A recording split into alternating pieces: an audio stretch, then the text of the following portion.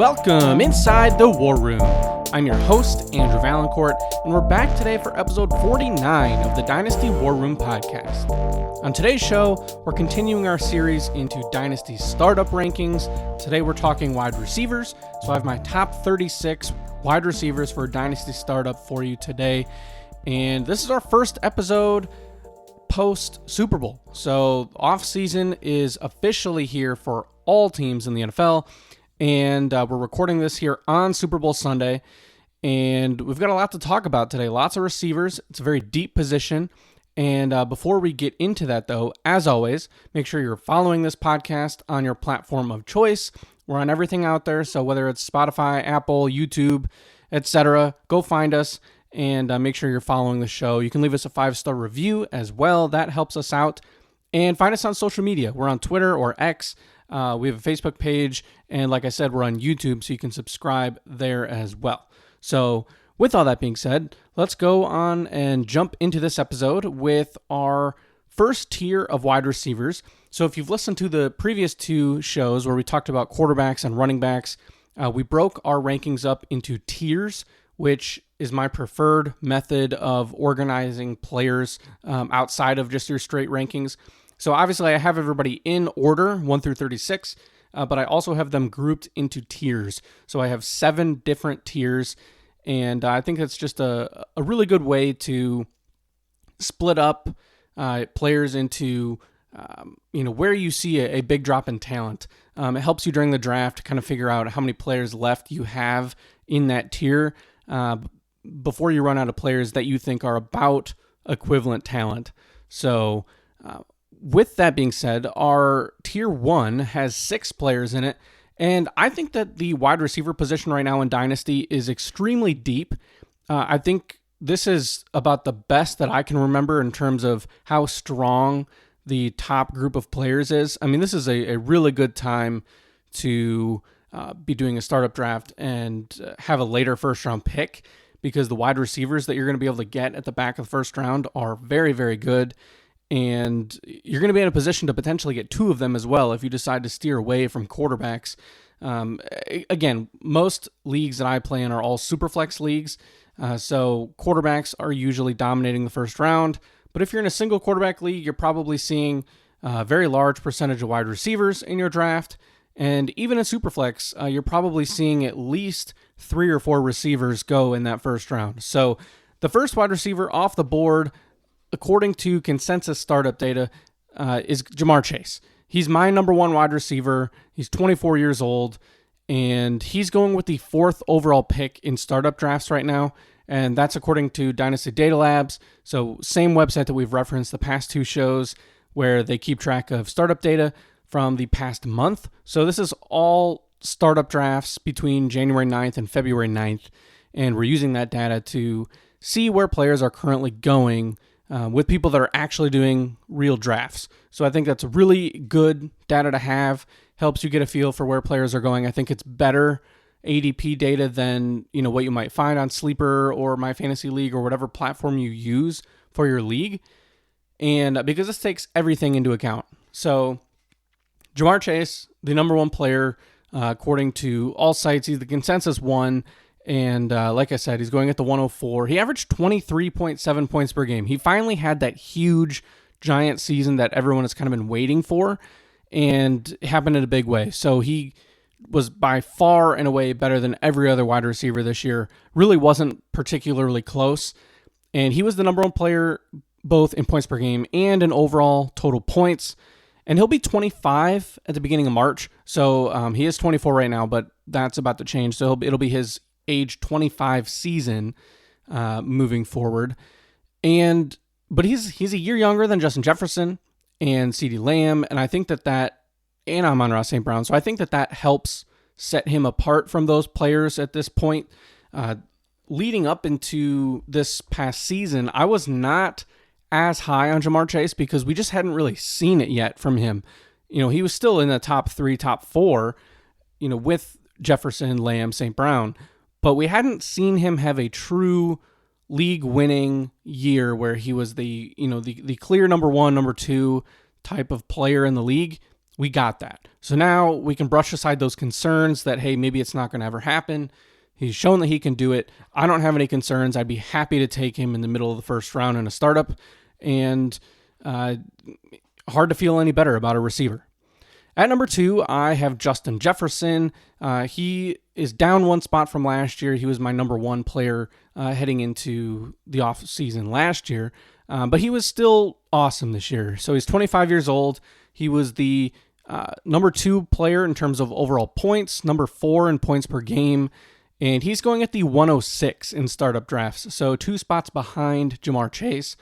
And again, I think that's a great spot for him. I would be happy to take him in the middle of the first round and anchor my dynasty team with an elite wide receiver that's going to be, great for the next 5 to 7 years. So Justin Jefferson, not a ton to say other than just he's great, and he will have a quarterback change most likely though. So here's a little bit of a difference where Jamar Chase is obviously paired with Joe Burrow for the foreseeable future. Justin Jefferson is going to most likely be playing with J.J. McCarthy, assuming that the Vikings don't re-sign Sam Darnold.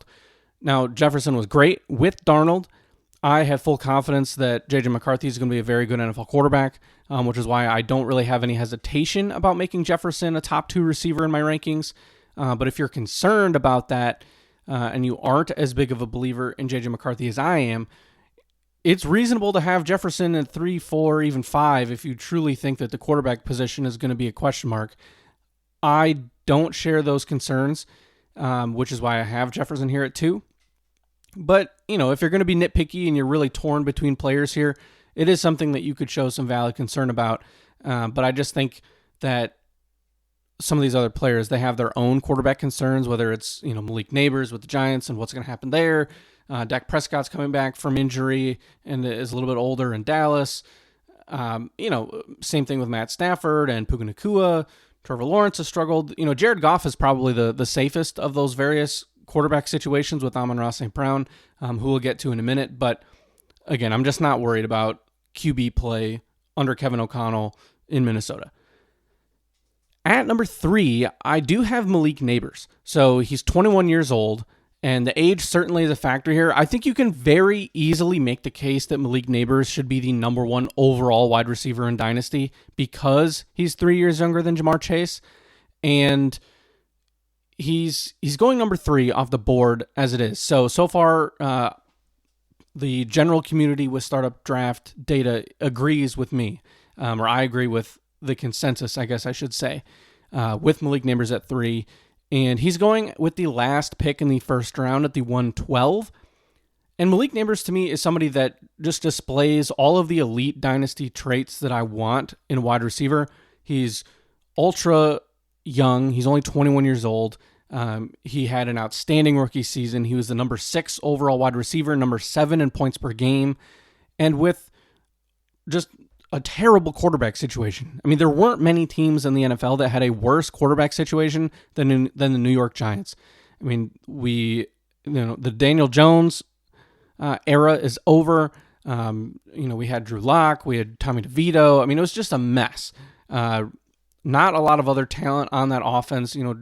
Tracy had a good season at running back, but just not a lot there. And so we assume that the Giants will be making a change at the quarterback position this offseason, most likely through the draft, whether it's Cam Ward, Jador Sanders.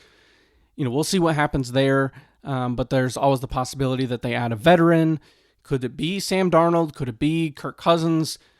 Who knows? There's going to be a change there. So I would only imagine that Malik Neighbors will have a stronger year 2 than he did year 1, which, when you're already the number 6 wide receiver, that's a pretty small margin for error. So I have really high expectations for Neighbors. I think he's going to be an anchor on your dynasty team for 10 years. And that's something that's hard to pass on. So if I was picking at the back of the first round, I would absolutely smash the draft button on Malik Neighbors. I'm very high on him. And I think, it was a really tough decision about whether or not he should be even higher than number 3. But he is still in tier 1. So like I said, I have 6 wide receivers here in tier 1. Neighbors is the 3rd of that group. And at number 4, I have CeeDee Lamb. So CeeDee Lamb, 25 years old. he is going off the board at number 4, so we continue to agree with the consensus rankings. He's going at the 201, so first pick of the second round, which if you've listened to prior shows, you might notice some of these ADP numbers are the same as players that you've heard in the past. So I believe it was Jahmyr Gibbs last week that was going at the 201, and that's because this data updates every month, so it's incorporating new drafts, so the data is changing. So now it is CeeDee Lamb. Gibbs has actually jumped into the back of the first round, whereas CeeDee Lamb is now sitting at the 201, and he was the number 8 wide receiver, both in points per game and in overall points. And he was awesome. I mean, he was a great player even with the quarterback issues. I mean, we had Dak Prescott go down with injury after what was already kind of a rough start, and then he was playing with backup quarterbacks the rest of the season before missing a game at the end of the year with that shoulder injury. So it's hard not to just have positive things to say about CeeDee Lamb. I think that he fits right into this category with Jefferson, Chase, Neighbors, St. Brown, etc. And he's a great player to have on your Dynasty team. And if you can get him in the second round as opposed to having to take him in the first, I think that is incredible value to be able to pair him with either one of these other elite wide receivers or a top quarterback. With the way the board stands right now, drafters that are picking at the 112 are starting off their rosters with Malik Neighbors and CeeDee Lamb. That is about as good of a start as you can possibly dream up in a startup draft. And it kind of makes me interested in having one of those back end spots of the first in a draft, because I would absolutely love to start a league like that. And this just kind of shows the depth at this wide receiver position that you're able to get these tier 1 elite players without having to take them, in the early or mid portion of the first round. At number 5, I have Amon-Ra St. Brown from the Detroit Lions. He's also 25 years old, and he's going 5th off the board in startups at the position. He's going at the 202, so one spot behind CeeDee Lamb and one spot ahead of Puka Nacua. And he averaged 18.6 points per game. He has a really high floor. He's just a very consistent player. And he had a bit less, he had a bit fewer in terms of the number of targets this year, but he added more touchdowns. So he was able to balance that out. I think that we could potentially see a slight regression from St. Brown this year. I don't know that he will put up quite the same number of touchdowns, but I fully expect him to still be a top 7 receiver. It's just a matter of, is he going to be number 2 or 3 like he's been the past couple seasons? This year he was a number 3 wide receiver overall, 5th in points per game, and he again is still in tier 1. At number 6, I do have Puka Nacua. He's the last player in my tier 1 of wide receivers. He's 23 years old. He's going off the board 6th at the wide receiver position. So my top 6 actually lines up exactly with consensus data right now in startups. He's going at the 203, so one spot behind St. Brown, and he was the number 3 quarterback or a wide receiver, I should say, in fantasy points per game. So he did miss some time due to injury, but he came back, was outstanding. He really took over the true number 1 role in the Rams offense. The Rams are going to be moving on from Cooper Kupp.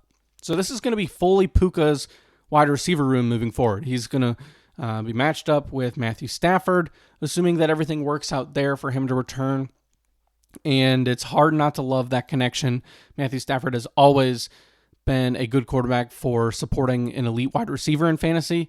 So he was the number 26 overall player, but that was despite missing a good chunk of the beginning of the season. So I really like the future here. I think that you can easily make an argument that he should be above Amon-Ra St. Brown.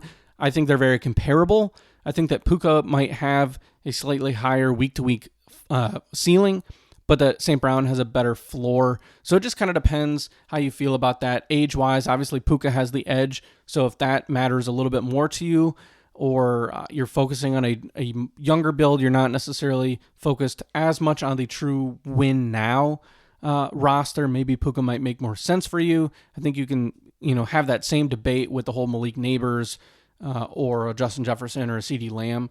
So just something to keep in mind there. But again, I really don't think you can go wrong with any of these top 6 wide receivers. They are truly elite players. I think you're going to be able to count on all of them over the next 5 or 6 years with just great production. I don't think this is going to be something where we see any of these guys just fall off a cliff.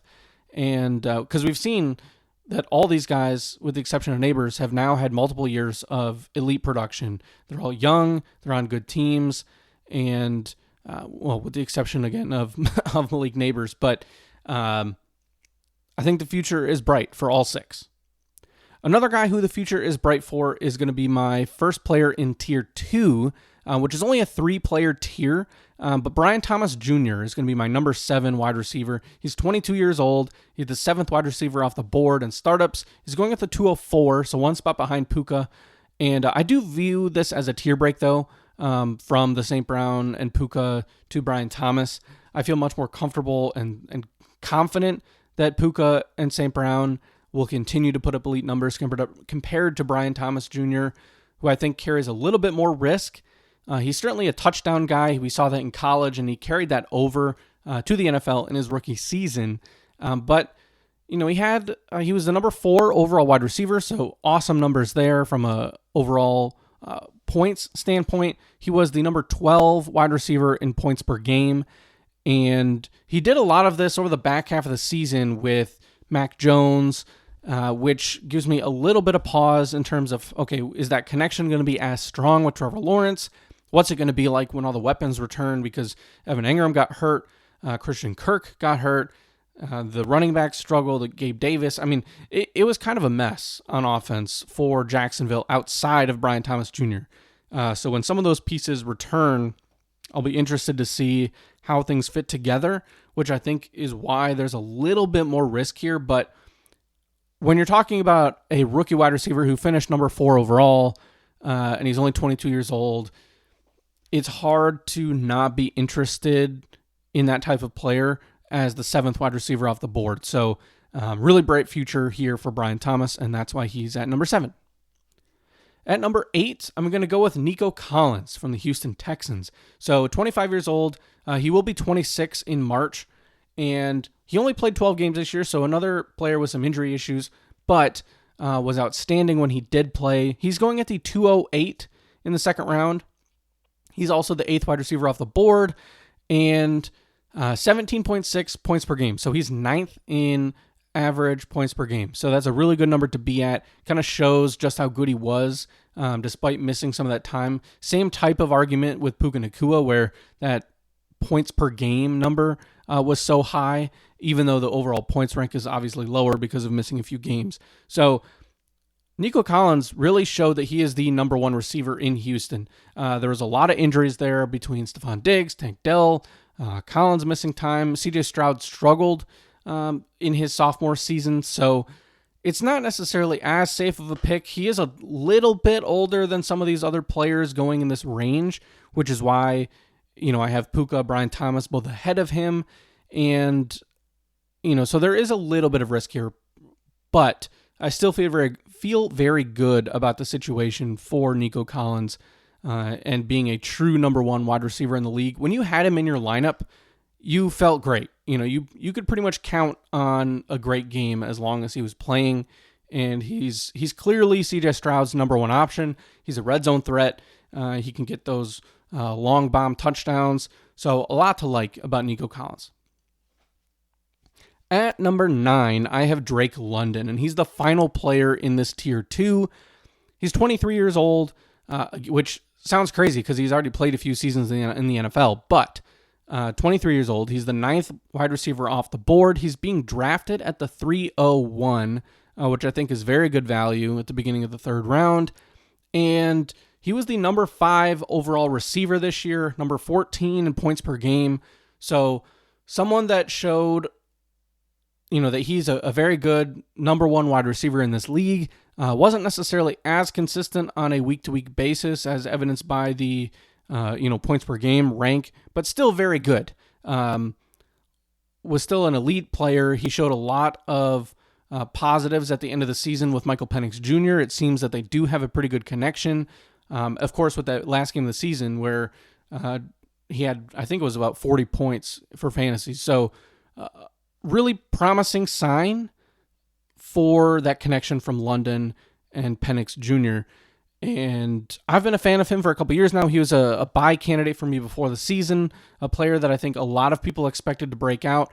It did, in fact, happen, and he averaged 16.5 points per game. So really good number there. I think that's kind of where the line is between being an elite wide receiver and just being a good wide receiver, is that 16 points per game number, which there were only a handful of players that actually were able to do that this season. I mean, we're talking the players that I've mentioned before him, that top 8, all was able to reach that 16 points per game or better mark. And then other than that, we're talking A.J. Brown, T. Higgins, and Rashee Rice hit that number before getting hurt.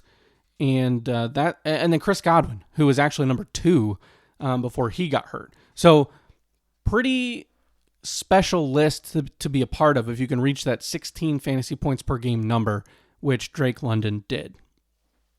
All right, so moving on over to number 10, and this is the start of tier 3. So I have 5 players here in tier 3, and I'm going to kick things off with Ladd McConkey, Chargers wide receiver. He's 23 years old. He is the 11th wide receiver off the board in startups, so just a 1 spot difference for me. He's being drafted at the 305, and he averaged 15.1 points per game as a rookie. He was the wide receiver 13 overall and 19th in points per game. And this is a player that took a huge step in the back half of the season, like a lot of rookies tend to do, especially when they, post bye week or, we see those elite players really explode in the latter half of the rookie season. And that's what Ladd McConkey did. And it feels a little bit tough putting him at 10 ahead of some of these other names that we're about to mention, but he was the number 1 receiver for the Chargers. Really good chemistry with Justin Herbert.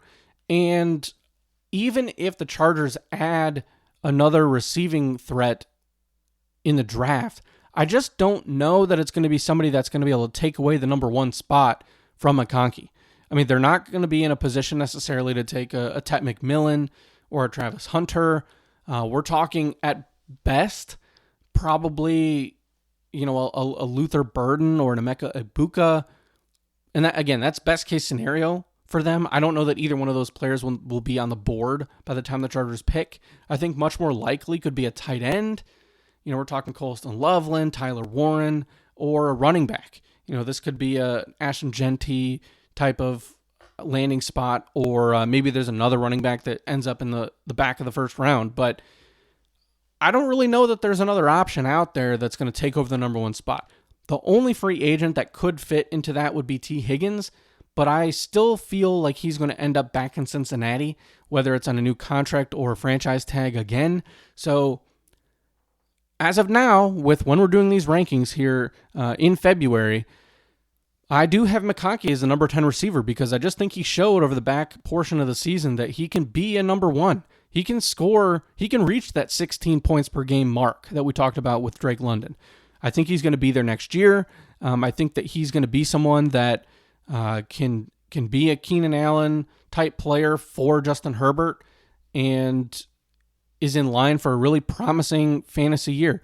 I don't know that he's ever going to be a top 5 player necessarily, but I think he certainly is going to be a player that can finish as a mid-level wide receiver 1, somewhere in that 5 to 12 range.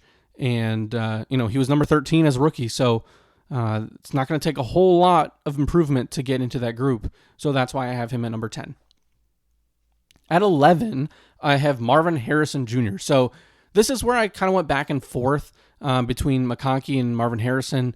Who should be 10, who should be 11? Should Harrison drop even further? I feel like Marvin Harrison is getting knocked a bit too much for his solid but not great rookie season.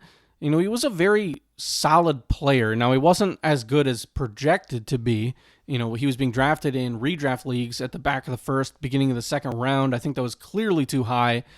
And now people are backing off of him because they were drafting him so highly. A lot of people probably felt like they got burned. But I don't necessarily think that he should be knocked down quite as far. So I do still have him here at number 11. He's being drafted as the number 10 wide receiver off the board at the 302. And I think early mid-third round is a perfectly fair spot for Marvin Harrison Jr. Still had a good rookie season. He was the wide receiver 30. He scored 196 fantasy points, averaged 11.6 per game. So if he can just improve on those numbers, I mean, we saw some games where he and Kyler Murray had a solid connection, but he just struggled. He kind of disappeared at times. They didn't always see him on the same page. So the question is kind of, is it a Kyler Murray issue? Is it a Marvin Harrison issue? Do they just need to spend more time together in the offseason figuring stuff out? Who knows? But the talent is still there, right? This was a generational type wide receiver prospect coming into rookie season last year. He was going off the board second overall at the position, or second overall in rookie drafts behind Caleb Williams. So there's still a lot to like about him. He was a very good prospect. I'm not all that concerned about his rookie season. I just think we need to see kind of that standard next step here in year 2 for me to feel good about this ranking. It is still based a lot on projection, but I think given the situations of some of these players that are still in this tier and following up Harrison in these rankings, you'll see where I'm coming from with why I do still have him at 11, because I think that when you talk about a startup draft, you're looking for younger players that can be top 12 options at the position, that can carry your team, be just a solid piece of your team for a long time, a core foundational piece. Where if you're taking a player in the 3rd round, that's what you need. And I still think that Marvin Harrison Jr., only 22 years old, can still be that for you for the next decade. He just needs to take another step, and all these worries will go away. I mean, look at what happened with JSN. He had a very down rookie season, bounced back. Now everyone's all in love with him again, and we're going to talk about him in a second, but could be a similar type of thing. And Marvin Harrison Jr. was not anywhere close to as bad of a rookie season as JSN had. So still a lot to like.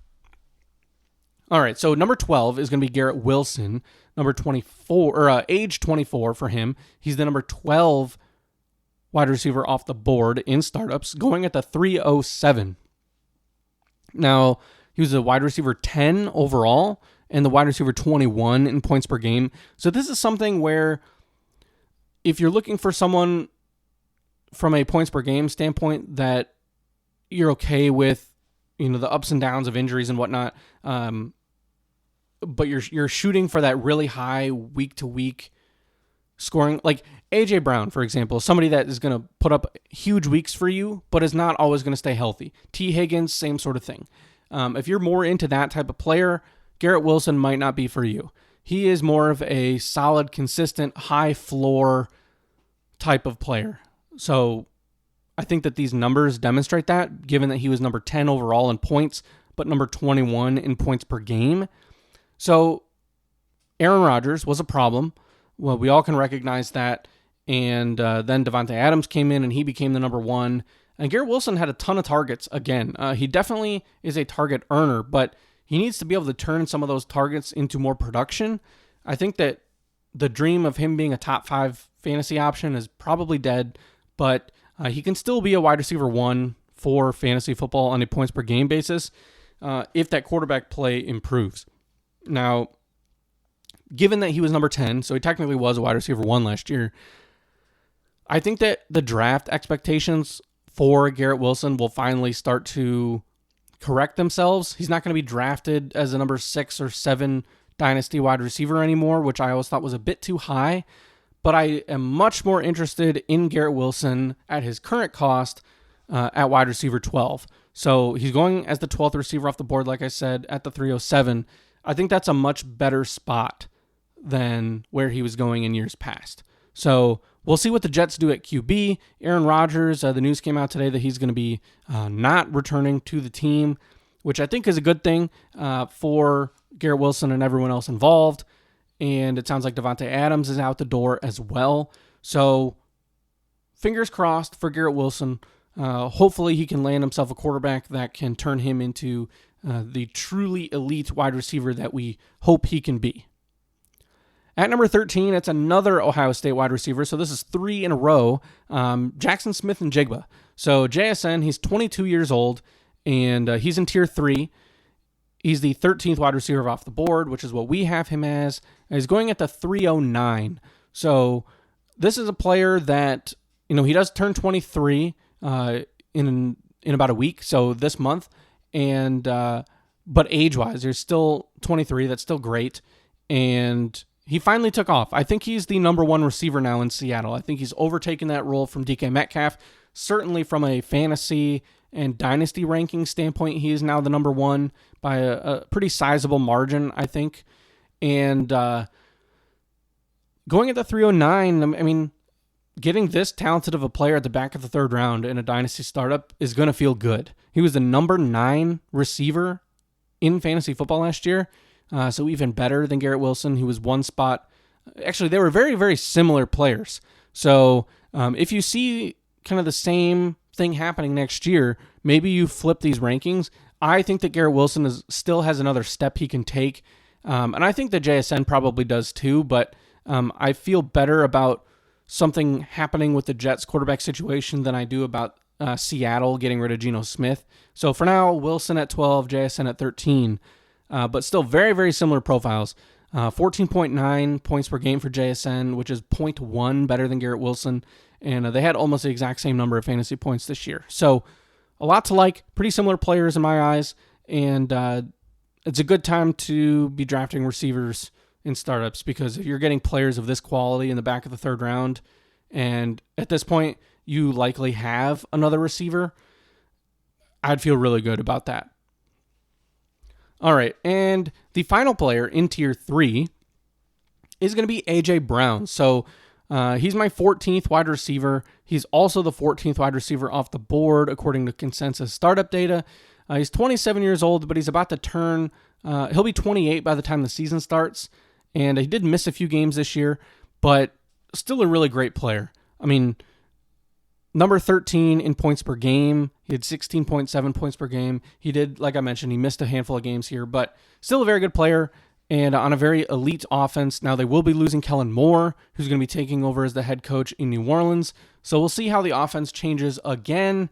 But this seems to be kind of a regular thing in Philadelphia, where they're just cycling in offensive coordinators on a year-to-year basis because they all keep having success and landing head coaching jobs. So I don't buy the belief that A.J. Brown is suddenly done, or that he, doesn't know how to play football anymore, or that he's just too injured. I just don't see that. He's somebody, he's got at least 2 or 3 years left of being an elite player.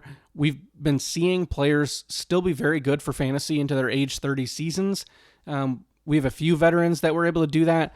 So you might have 3, even 4 seasons for A.J. Brown. And he's been one of these elite wide receivers over the past several years. And I would be happy to have him on a team, especially because he is someone that you can count on from a high points per game perspective. You're not going to be able to start him necessarily every single week of the season, so you will need to have some depth if you're starting A.J. Brown. But when you do have him in your lineup and he is healthy, you can expect big numbers. This isn't someone that you're playing to just have a safe floor. This is your high ceiling player that can win you weeks, and that always is going to have a lot of value in fantasy football. And that's why he is still in tier 3 and a top 14 wide receiver. All right, so with tier 4, it's a smaller tier of players. So I do have 4 players in tier 4. And kicking things off at number 15 is going to be T. Higgins. So T. Higgins, 26 years old, pending free agent. So we'll see where he lands. Again, though, like I mentioned, I think he's going to end up back in Cincinnati. But I will be surprised if he goes somewhere else.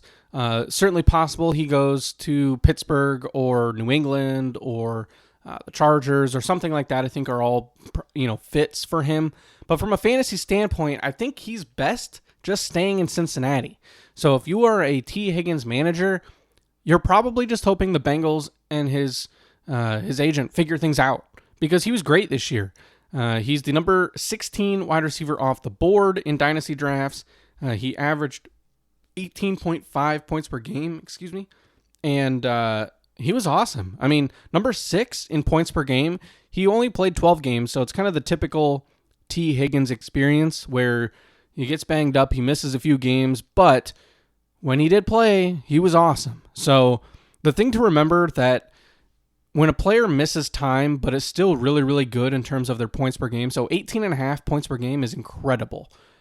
And when he was not playing, you then just have the opportunity to start a different player. So it's not like you get a 0 for the weeks that T. Higgins misses. You were pairing T. Higgins with someone else for those other games that he missed. So he's being drafted in startups right now at the 409, and he was still the number 17 wide receiver overall despite missing 5 games. So a lot to like with Higgins. I think the big question is simply where he plays, and if he ends up in a situation with a good quarterback, I'm not too concerned about the whole, is he the number 1, number 2, whatever, because we've seen that being in Cincinnati with Joe Burrow, he can be the number 2 there behind Jamar Chase, and he still can be an elite fantasy option. Now, I don't expect Burrow to necessarily repeat his success, nor do I expect the Bengals offense to be quite as good as it was last year, but I still think that you're going to get the best version of T. Higgins on the Cincinnati Bengals than if he goes somewhere else. So we'll see what happens. That'll be a storyline that we pay attention to for much of this offseason as we get into free agency next month. But for now, he's the start of Tier 4 and my number 15 overall wide receiver, and that's T. Higgins. And number 16, I have Devonta Smith. So Devonta Smith is, again, a number 2 wide receiver, but he's great. Really good wide receiver. He's going at the 5'10 in startup drafts. He's the 18th wide receiver off the board at age 26. So I have him a couple spots higher than consensus, but I like the way he plays. He gets open. If you're concerned about A.J. Brown missing time due to injury, Devonta Smith in theory is there to fill the gap, although he himself only played in 13 games this year, so he missed some time due to injury too. But still a very good player, former first-round pick, and I don't really know that he will ever be a top 12 fantasy option, but to me, he is always going to be locked into this wide receiver 2 range, somewhere between 12 and 24, and he was number 17 in points per game this year. So I think that's exactly where I see him, and I'd be happy to take him at the 16 spot off the board at the position. At number 17, I have Rashee Rice, 24 years old. He'll be 25 in April, and he only played in 4 games this year before that really bad leg injury. But when he did play, he was incredible. So he was the clear number 1 wide receiver for Kansas City, averaged 16.2 points per game, which was good for number 15 in the league. He's being drafted at the 407. So it's a touch higher than I would maybe like, but I can understand it. If he truly comes back and is the clear number 1 for Kansas City, then it's going to be a good value. In fact, it'll probably be a steal getting that type of player in the middle of the 4th round. So it's kind of just a risk management situation. He still could get suspended for his off-the-field incidents, and you obviously have to assume that he stays healthy to be able to draft him this high. There's probably going to be a bit of a slower ramp up back to speed for him. So keep that in mind if you're looking to draft him. But I think he's a really good player, really good wide receiver, and that's why he's here in Tier 4. All right, so the final player in Tier 4 and number 18 overall for me is Chris Olave, 24 years old. He only played in half the season before getting injured. He's the wide receiver 20 off the board, so I have him 2 spots ahead of consensus. He's being taken at the 601 in Dynasty startup drafts. So he struggled this year. He only averaged 9.6 points per game before getting hurt. And I really think that that's the big issue with Chris Olave. I think he's a very talented player. I'm not all that worried about the injuries, but to me, it's a situation thing. Derek Carr is a bad quarterback, mediocre at best. He had an okay season before getting hurt, but New Orleans, man, they're just They're in a really bad cap situation. They're going to have a new coach in Kellen Moore, who's done some nice things offensively, so that could give you some hope that Chris Olave can take the next step this upcoming season. But there's a lot of risk here. But at the same time, you're still talking about a player that, in my eyes, is an elite wide receiver in the NFL. He simply is a very talented player, and I'm not going to totally drop him down on the board because of his situation in New Orleans. I think as long as he's able to come back and stay healthy, don't pick up any more concussions, that sort of thing, that he will have more of a breakout season and find himself, right in the same type of category as a JSN or a Garrett Wilson or somebody along those lines.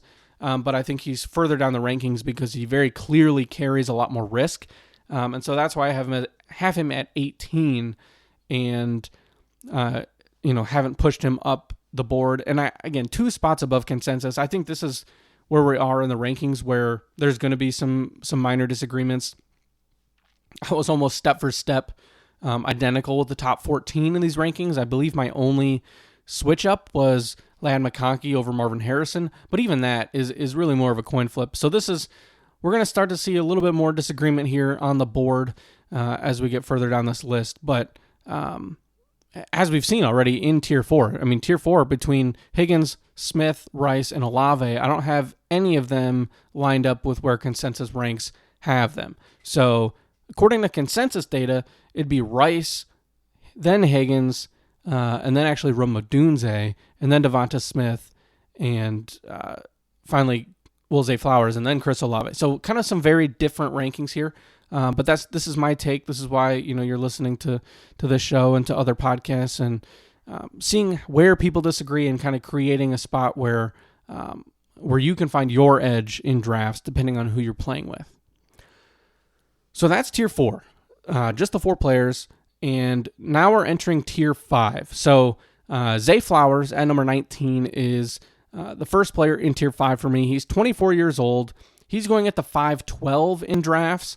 And I think this is exactly what Zay Flowers is. He's a back-end wide receiver too, and that's kind of where he's going to be for his career in my eyes. I don't really see him as somebody that's a wide receiver 1 for fantasy, but I think he's got a pretty high floor, and he's just going to be a solid, capable fantasy option. 12.3 points per game, almost the same as his rookie season. He was the wide receiver 25 overall. And for a player that you're taking at the 5-6 turn, this is probably your wide receiver 2 or 3 on your team. I think that's perfectly fine. And he's somebody that, it feels a little bit rich taking somebody that is probably not going to do a whole lot more than 12 or 13 points per game at this spot. I will say his numbers are a little bit deflated because, he played but didn't in the final game of the season. It was one of those things where, he played a few snaps, caught a pass, but then he got hurt too. So not a perfect picture here for his points per game, which comes in at 35th in the league at the position. But still, very nice player, young guy. You're going to have him in your lineup for the next several years as a solid, capable fantasy producer. At number 20, I have Rome Odunze. So he's the wide receiver 17 off the board. So I have him 3 spots lower than that. He is 22 years old, which is something that you love to see. And he struggled as a rookie. There's really not a whole lot of other ways to say it. He only averaged 8.5 points per game, which was 65th at the position. He was the 49th overall wide receiver. And I think there's a lot of hope here because of Ben Johnson coming over. To me, the big thing here is I am hoping that the Bears do not bring back Keenan Allen. So Rome Odunze would have an opportunity then to step in, be a top 2 receiver on this team, and between him and DJ Moore, be the catalyst of this offense. And we've seen, obviously, the Lions have great success with multiple receivers, multiple pass catchers. So hopefully we'll get the same from Odunze and DJ Moore because Odunze was a great prospect. But people talk about the disappointment that Marvin Harrison was. He was a good bit better than Rome Odunze as a rookie. Now, I think more people expected it. I think everyone is kind of aware of the fact that, hey, Rome Odunze is going to need a year, given the situation. He's not just going to come out and be the number one on the team. So this is the year now. We want to see that second year jump. Hopefully he's the number two or even number one on this team. But I would expect him to still be behind DJ Moore this upcoming season. And that's why DJ Moore is actually my number 21 wide receiver. So 27 years old. He turns 28 in April. He's being drafted as the wide receiver 21, so I have him exactly even with that. He's being taken at the 602 in startup drafts. And this, again, to me, comes down a bit to team build. If you're looking to go young and, build more on youth and projection, Rome Odunze is probably the guy you prefer. But if you're looking for more of a win-now type of player over the next season or two, to me, that's still DJ Moore. He got paid. You can get him a full round later than Rome Odunze, and he was the wide receiver 16, which I think was kind of a quiet wide receiver 16. People didn't necessarily realize that he was that good this year. Now, he was wide receiver 29 in points per game with 14, so that, again, is something where he stayed healthy and contributed to you all season long, but he didn't necessarily have as many of those big spike weeks to bring up that average, but still a very good player. I would expect the offense to be better in 2025 under Ben Johnson than this past year. At 22, I have Jordan Addison of the Minnesota Vikings. So 23 years old. He's the number 22 player off the board at the position, being drafted at the 605 in startups. And Jordan Addison is a pretty interesting player because a lot of people were out on him after his rookie season where he had a bunch of touchdowns, wasn't necessarily great from a yards standpoint. And then he came out this past season and was really good. He averaged 14.2 points per game, which was good for 25th. He was the number 21 overall player. And if you're looking for someone that's going to be a low-end wide receiver 2, I think this can be your guy. Again, Kevin O'Connell is a really good offensive mind. I have full trust in J.J. McCarthy in this offense, especially given what we just saw with Sam Darnold. So I'm not worried about a drop-off for Jordan Addison. And I think in the middle of the 6th round, pretty good spot to get a very good wide receiver who's only 23 years old. And the final player in this tier, so tier 5, is going to be Jalen Waddle. So I have him at number 23. He's going off the board at number 24, so I have him one spot ahead of that. He's 26 years old, and he had a really bad 2024. There's no other way to spin it. He only averaged 10 points per game. He was the wide receiver 46 overall, so not great.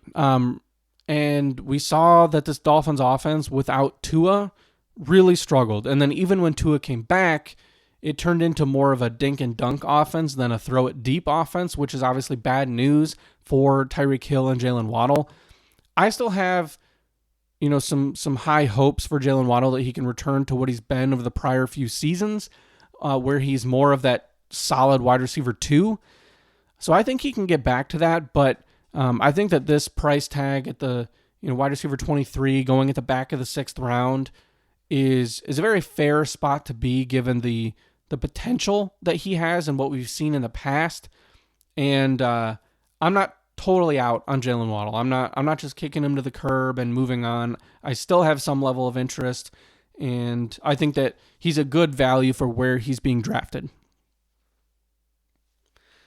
All right, so moving on to tier 6, and this is a pretty good sized tier here. Tier 6 and tier 7 have a pretty large grouping of players. So 6 guys here in tier 6, and Xavier Worthy, Kansas City Chiefs, is going to kick this tier off. He's 21 years old. He is the 23rd wide receiver off the board in startups. He's going in the middle of the 6th round at the 606, and we saw him really, explode at the beginning of the season with that first week performance, and then he kind of had a lull, and then he came back to life in the latter half of the season, really developed into a solid piece of this Kansas City offense, and he's a touchdown guy too. He can run the ball, he can find the end zone, and he was the wide receiver 33. He averaged 11 points per game, so not a great number from that standpoint, but I do think that will improve. He's going to be 22 years old in April, so still very, very young, and any pieces in this Kansas City offense are going to be worth having if they're, good fantasy producers. And this was a pretty bad year, to be frank, about Kansas City's offense. It sounds weird given that they're, we're just playing in the Super Bowl, but they weren't an explosive offense. So if this offense can return to that level in really any way, shape, or form, I would have very high expectations for Xavier Worthy and Rashee Rice in this offense.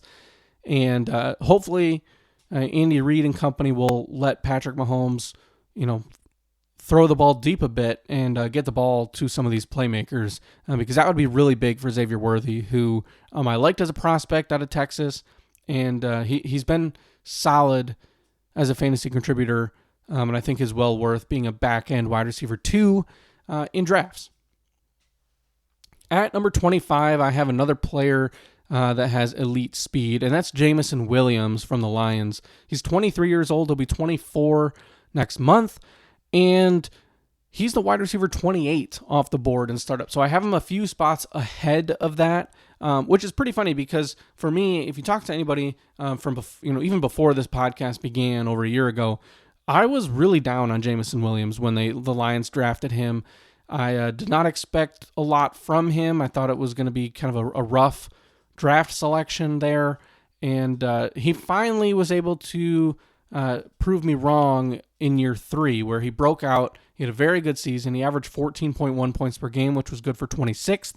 He was the number 22 overall wide receiver, and he's being drafted with the 5th pick in the 7th round. So this Lions offense, again, will look a little bit different without Ben Johnson, but I still think it will be very good. And Jameson Williams is a deep threat. I mean, this is somebody that can get open. He can get those deep balls. He can find the end zone. He can take an end around for a touchdown. Every time he touches the ball, you're kind of just holding your breath, wondering if he's going to go find the end zone. So those are really nice players to have, obviously, in fantasy football.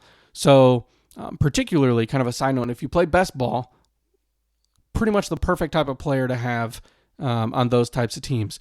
But from a managed league standpoint, obviously it's not always easy to start him because you don't know when those big weeks are coming, but he's had enough of them that I think it's very much worth taking him in this type of range where you're talking about, he's a mid 7th round pick. He's being drafted as a wide receiver 3, and chances are if you have him on your roster, he might even be lower than that for you.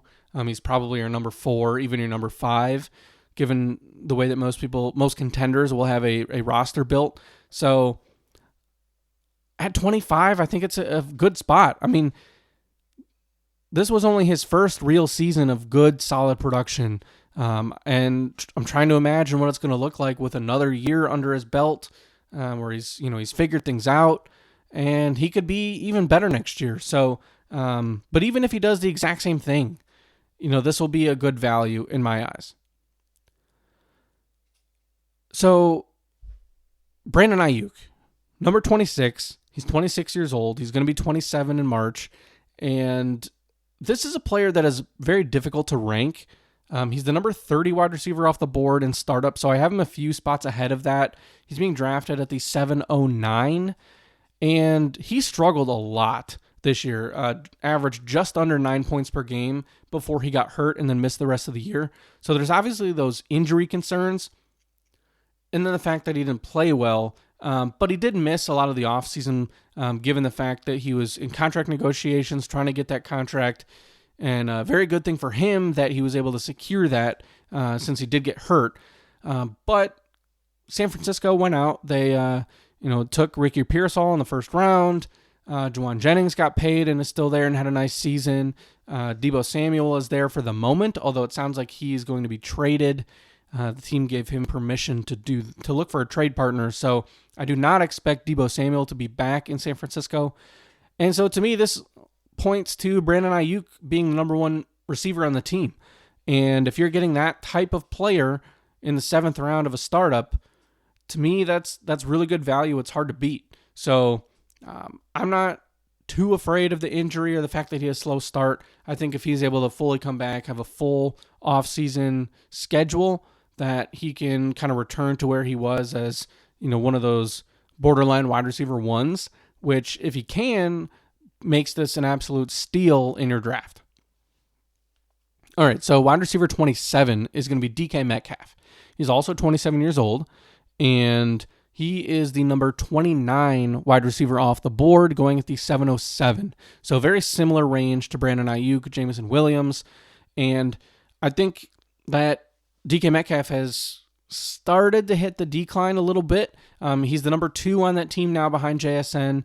I am very worried about Geno Smith and his quarterback play. I just don't think that Geno Smith is that good of a quarterback, and it holds back this offense because Seattle is probably going to be looking to be an even more of a run-heavy offense in 2025, and so that worries me a bit.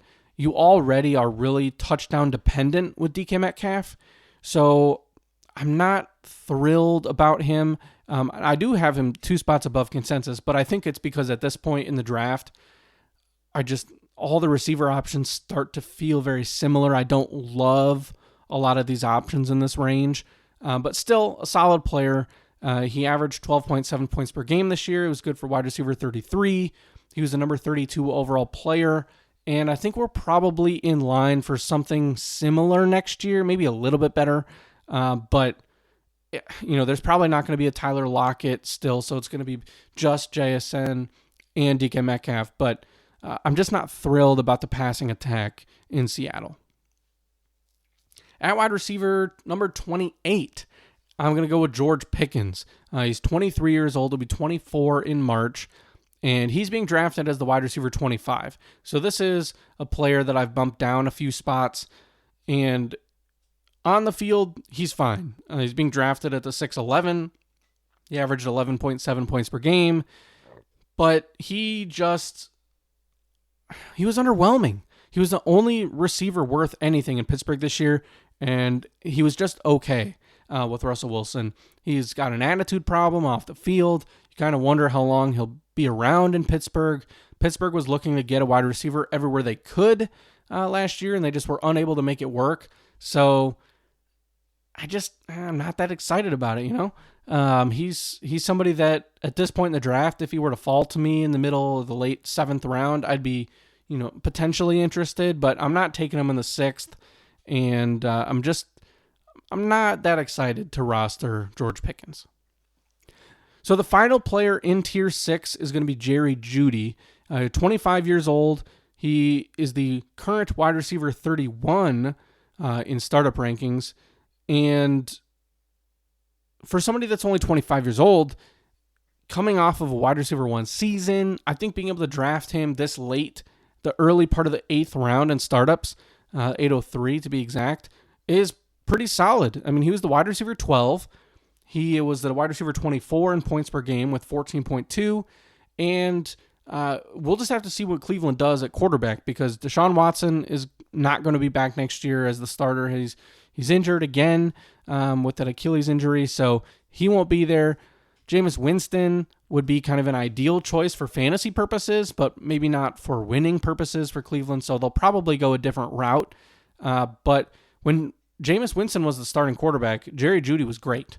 So if they focus on the pass, I expect them to draft a running back and have a new tandem in the backfield. But Jerry Jeudy, kind of felt like he was done, but I think he's going to be hanging around for at least another season or two as a solid fantasy option.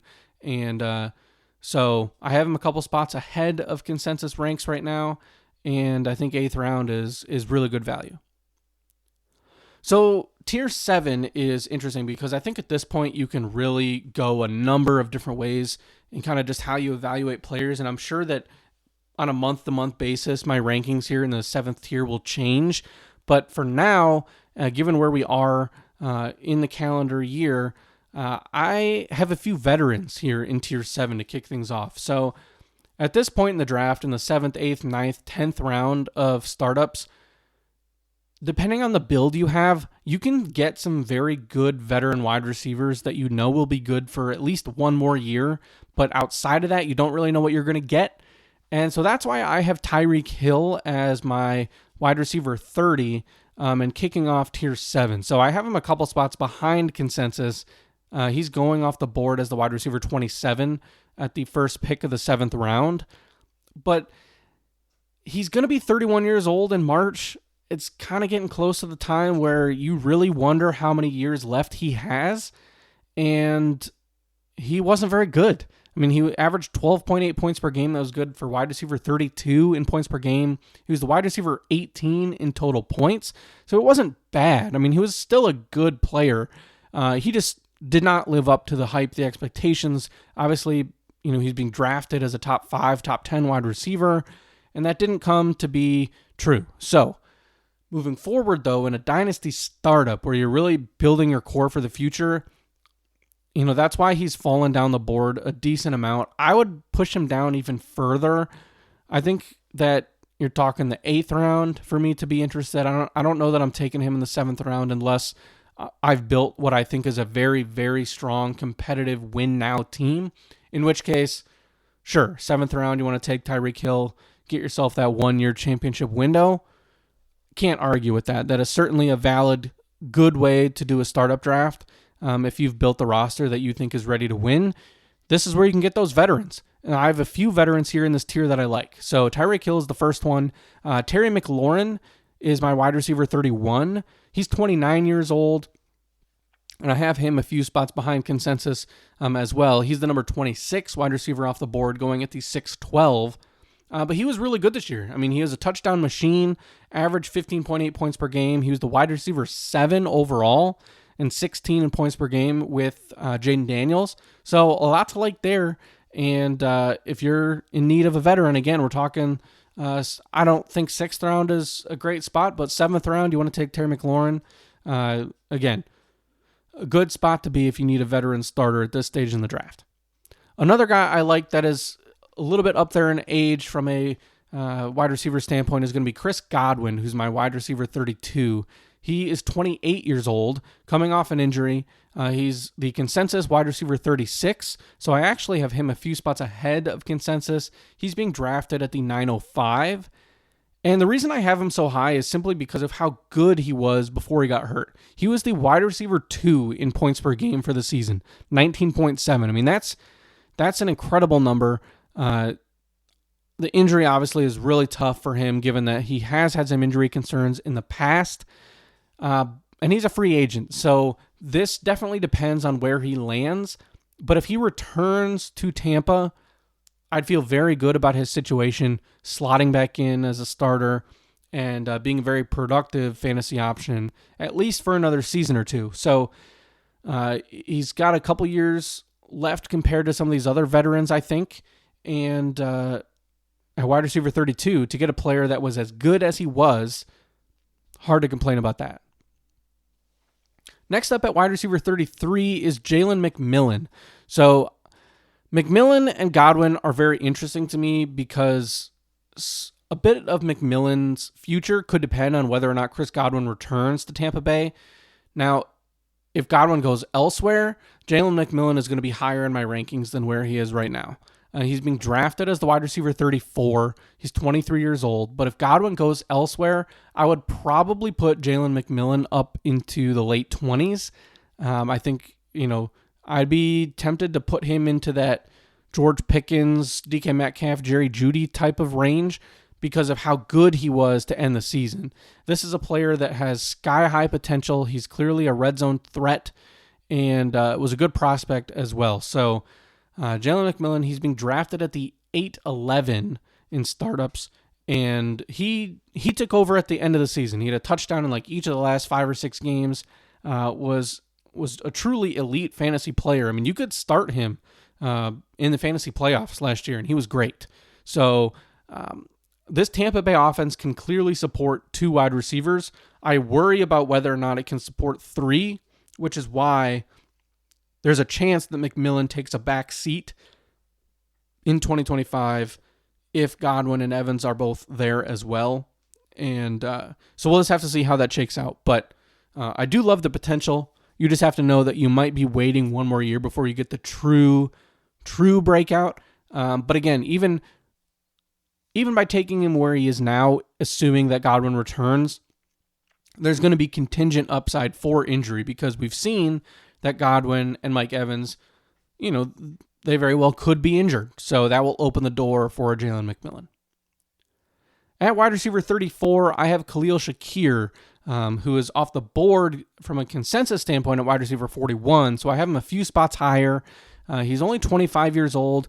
To me, he's the clear wide receiver 1 in Buffalo. Now, that could change this offseason. They're probably a team that's going to be looking to address the wide receiver position.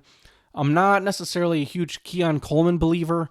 And then Amari Cooper, I think, is toast.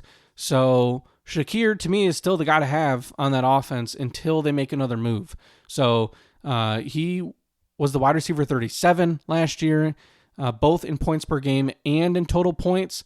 He averaged 12.2 per game. So if you're talking, a flex option that you can start on a week-to-week basis with a relatively high floor, I think Shakir is your guy. And I think that's a pretty solid piece to have, especially if you can get him at the 9-10 turn in a startup draft. At 35, I have Mike Evans, so the third receiver from the Bucs.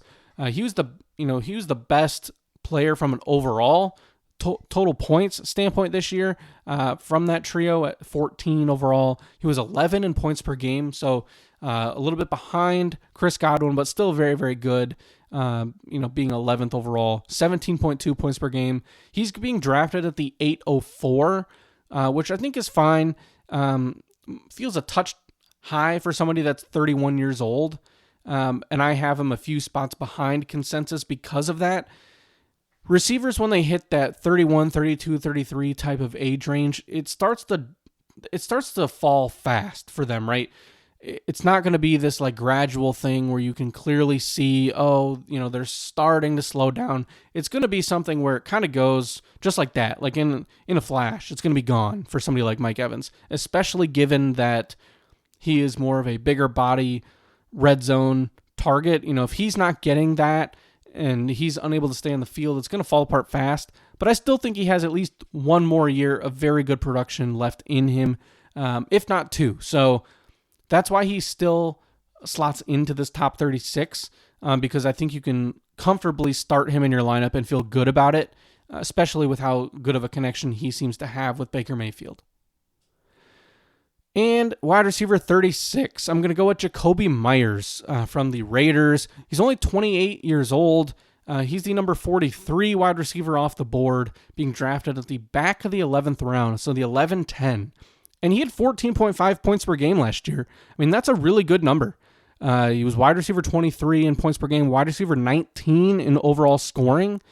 And the quarterback situation should be a lot better next year in Vegas. It really doesn't matter who it is. But they're probably going to be better than the combination of Gardner Minshew and Aiden O'Connell. So if it's Shedeur Sanders, if it's a veteran, we'll see. Brock Bowers is the clear number 1 there, but Jacoby Myers is probably going to be the top outside receiver, and that's going to have some fantasy points. So he's been a very undervalued guy for his entire career, and he had a really good season last year. So being able to get him at the 11-12 turn to be somebody that was a wide receiver 2 in fantasy that still has multiple seasons left of being a good player, I think that's really hard to pass on at that stage in the draft.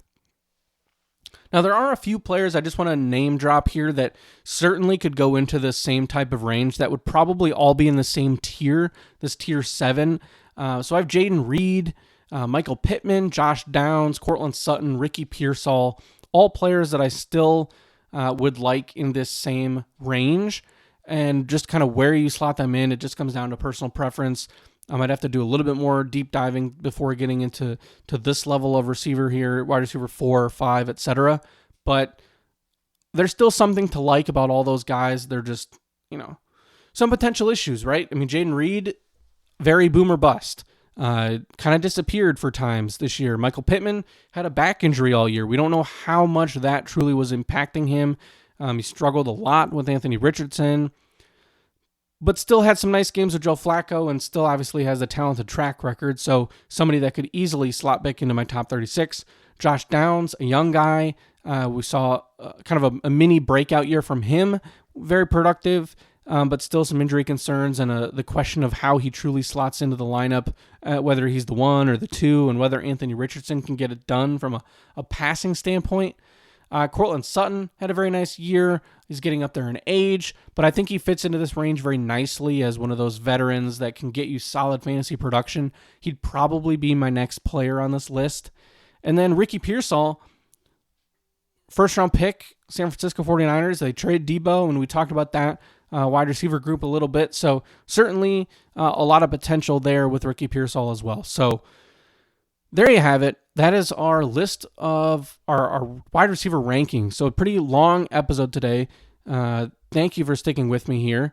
And hope everyone enjoyed the Super Bowl. Hopefully it's a good game. We'll find out here. We're recording this right before the game starts. So we'll see how things shake out between the Eagles and the Chiefs, and probably have some comments on that in next week's episode. But for now, this was our wide receiver rankings episode. And, oh man, long one. But next week, for those of you that have made it this far, we will have a tight end ranking episode. Will not be 36 players deep, I promise.